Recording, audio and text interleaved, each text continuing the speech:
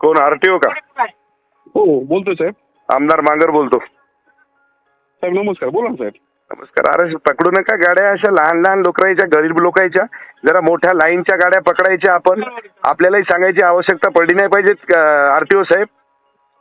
नाही ना साहेब, आता कसं आहे माहितीये का, थेंबा थेंबाने तळच असतं म्हणल्यासारखं. थेंबा थेंबाने काहाच्या शेट उपटायचं तळस असते का हो? हा, गोरगरिबाच्या गाड्या पकडता, लाईनच्या गाड्या कुठं शेट उपटायला पकडता का तुम्ही? हा, हुशारा धावता. थेंबा थेंबाने काहाच्या माझ्या चिन्याचं थेंबा थेंबाने तळ साचायले का?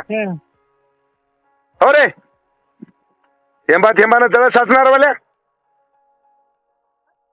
हॅलो, गोरगरिबाला लुटायचं करायचं आणि चांगल्या लाईनच्या गाड्या सोडून द्यायच्या.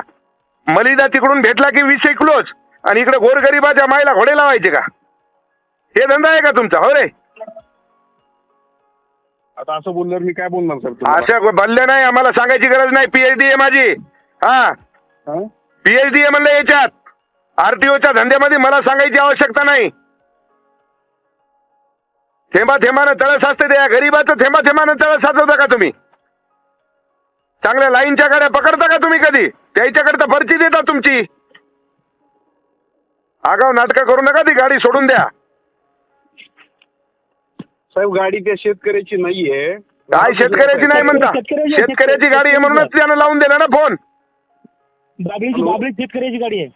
हॅलो हॅलो, हा, त्या शेतकऱ्याची गाडी आहे. गाडी सोडून देते. शेतकऱ्याचा फक्त म्हणताय. इकडं ऐका आरटीओ साहेब, गाडी सोडून द्या.